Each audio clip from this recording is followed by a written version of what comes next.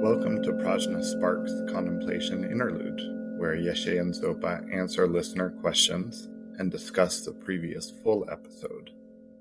Please take a moment to like, follow, and review us.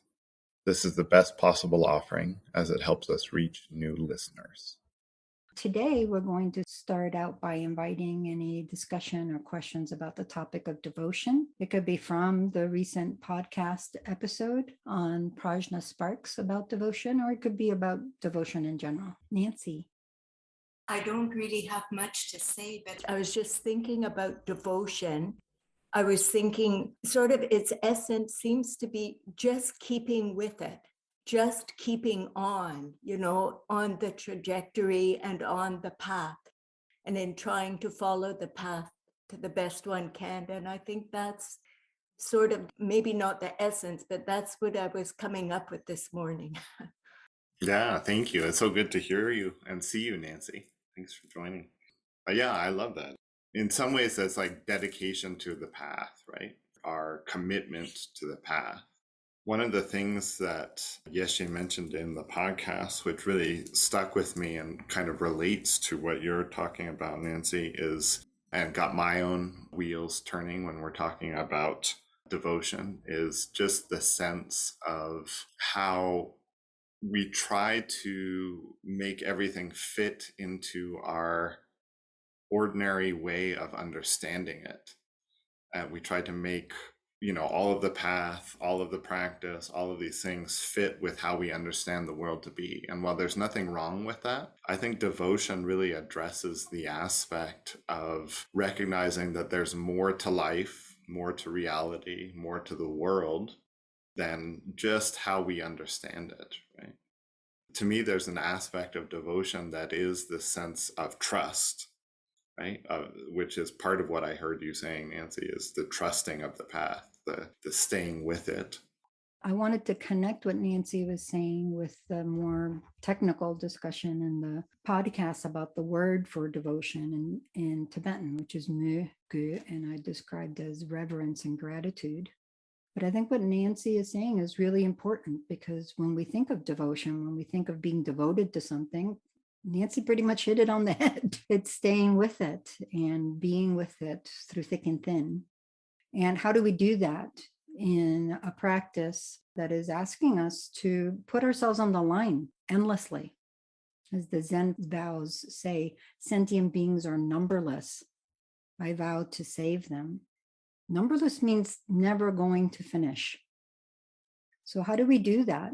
It's the reverence and the gratitude to the Buddhas, to the Arhats, the Bodhisattvas, the lineage masters, to our own Buddha nature, and of all the beings we encounter, that gives us that staying power. It gives us that openness and that receptivity to blessing and all of the goodness that we're going to need if we're going to stick it out, like Nancy said. So I think there's a really beautiful connection there that we can contemplate and bring together a very heartfelt sense of what devotion means to us in a general way, as well as what the teachings bring to us very specifically.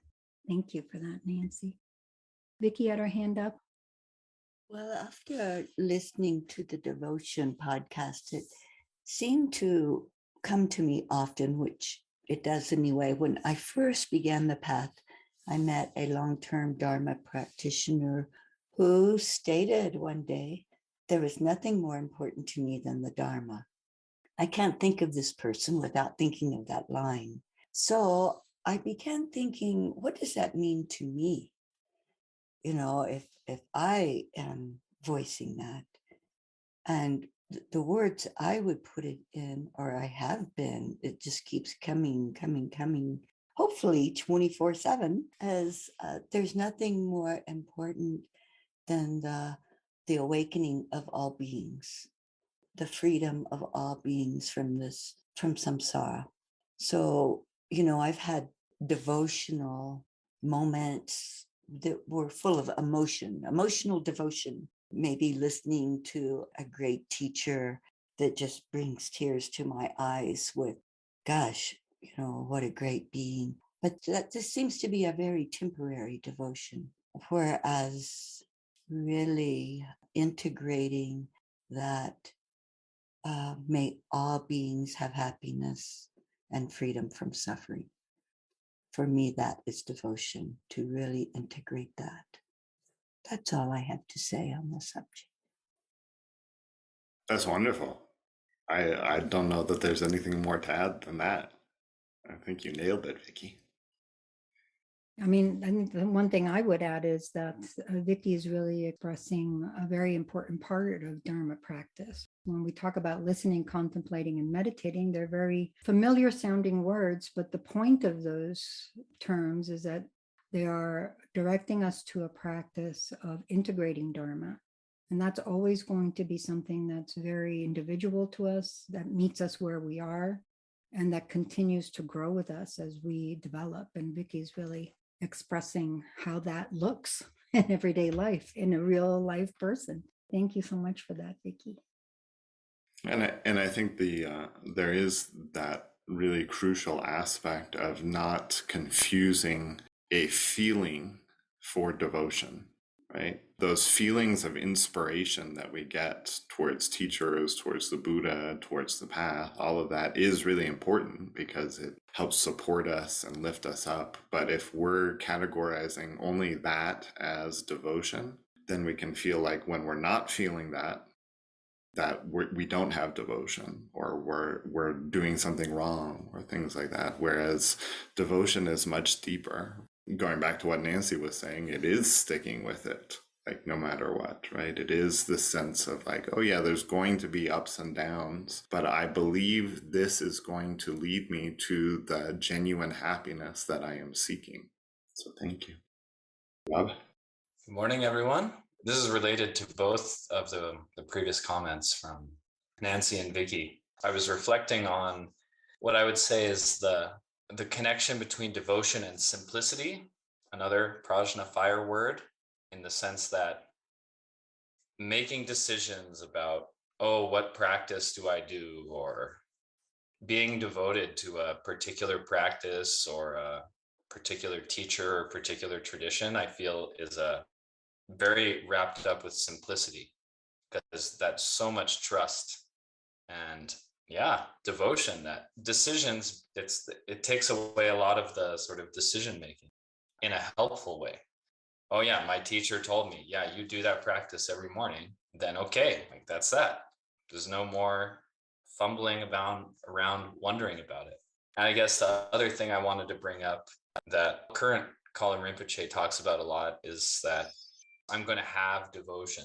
Like, oh yeah, I'm going to be devoted now. You know, it's like there's a really organic, natural uprising. I think I know I have felt there was a period in the past you can feel sort of guilty. Oh, there's all these texts and there's this really hyperbolic language about devotion and like the guru is this, the Buddha is this. And sometimes you can feel like, oh, there's something I should be feeling, I should be doing. And yet that more genuine sense, it feels like it comes so naturally, like the flower, right? When the seed is there. So anyway, couple of thoughts, and thank you for hosting. All of the comments are really hitting some very important things. From the Kagyu point of view, devotion is really central. And as all of you have been saying, it's something that evolves over time. It's very organic. It meets us individually. It takes different forms. But what's a little bit different than what we normally think of in everyday parlance as opposed to Dharma parlance is that all of you are describing exactly what devotion is, which is a mindset, an attitude, something that propels us and that moves us forward. It's not so much something we do or we say. So in normal English usage, the word devotion often is associated with actual rites or rituals that you're doing. So you might say to engage in the devotions of whatever it might be. From a Buddhist standpoint, whether we're talking about actual rituals or behavior towards a teacher or whatever it might be, that in and of itself is not devotion. Those are kind of symptoms, results, things that happen when that attitude is held. Then there's a natural flow of things. It doesn't need a lot of discussion. It doesn't need a lot of, hey, look at me, how devoted I am. That's where the humility comes into the devotion. So it's really valuable what you're all saying, to connect with devotion as an attitude that we hold, and which is really intrinsic to mind. When we're not in the space of being clouded by a misperception, everything brings up reverence and gratitude. The tiniest little ant can do that, not just a teacher or a person. But mind is what's called replete with the supreme of all qualities. And certainly one of those is devotion. And the reason why it's so central in Kagyu practice is because of the impact that holding that attitude brings us so much joy, so much openness, so much more transparency in the way we connect with reality just as it is. No need to layer lots of words or descriptions. It just is. Those outward displays, whether it's devotional practices that we're doing or showing respect with our body or our speech or things like that, are symptoms of devotion, right? They're also practices that we can engage in when we're not really feeling it, right? They're practices we can engage in order to cultivate it. So there very much is this aspect of like faking it until you make it happen, right? And I loved what you brought in, Rob, that sense of it being an organic process, right? So we're not expected to have the full bloom of the sunflower or the marigolds when you only have the seed, right? There is this recognition of, oh, I have to nurture it, I have to give it the conditions that it needs, all of these different things. And part of the practice is they can be a natural expression of that devotion, full on fire, right? Fully bloomed in our hearts. But they can also be those practices that we turn to when we're not feeling it. Again, there's not so much a you should be here, right? As much as a sense of like recognizing, oh, this is something that is beneficial, that I love, that I can do it, and I'm not feeling it right now. So what can I do to cultivate that? So it's on both sides of the equation, which is really important. Elise. So sweet, particularly what Yeshe just said and Rob and Zopa. It brought to mind a piece, Lama Zopa, that you translated of the fivefold Mahamudra. And the third verse of that is about devotion. And it's integrated with the first, which is love and compassion, and the second, which is identity with the Dham, fourth, which is the conceptual thought dispersing, and the fifth, dedicating everything for all beings. And it just seems to integrate everything that everyone just said. So thank you for this beautiful translation. And the little verse on devotion says, if the sun of devotion does not shine on the snow mountain of the Guru's four kayas, the streams of blessing will not flow. Therefore, cultivate devotion wholeheartedly. And Yeshe, when you said about flowing, so devotion makes everything flow. So I just wanted to share that. What you're bringing up and what Rob also brought up with simplicity too, that sense of all the aspects of Dharma interweave. They benefit each other, they grow out of each other. We need the different aspects to feed our wholeness and to recognize our innate nature. I think that especially in Tibetan Buddhist practice, we very naturally do the refuge prayer, arouse bodhicitta, and it becomes second nature. And that's wonderful because it puts really wonderful seeds in our mind. But it's also really wonderful to think about it and say, what exactly have I signed up for? Rather than just, hitting that button every time. Think about it. It took the Buddha Shakyamuni 3 countless eons to attain Buddhahood on the Mahayana path. And we're like, yeah, I'm a Vajrayana practitioner. I'm doing it in this lifetime. Really? 1 lifetime. What that does is it gives you the sense of, wow, that the Buddha stuck with it, like Nancy said, for the benefit of all beings, as Vicky was saying, all through the organic process, like Rob mentioned, letting everything flow from the kayas of the Guru, like Elise mentioned. and the gratitude of, oh, how wonderful that not only do I get to connect with that, but I have these teachings that are lightning fast, the Vajrayana practices that speed up the process so that I can attain Buddhahood in the space of a lifetime. That gives us both that reverence and that gratitude, and it gives us a sense of wonder and awe that's really quite powerful. It kind of lubricates those times where the practice can feel dry or the world can seem like it's too much with us, and really helps us continue to move forward with more gentleness towards ourselves and others, and trust in the fact that there's no way we can avoid expressing our Buddha nature. That's what it's there for. It's just going to take some time. Join us on the full moon, Sagadawa Duchen, for our next full episode.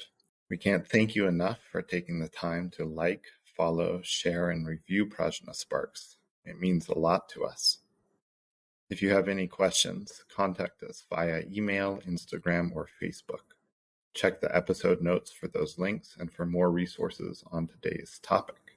Visit us on the web at prajnafire.com or follow us on Instagram and Facebook at Prajna Sparks. Thank you for listening. May all beings benefit.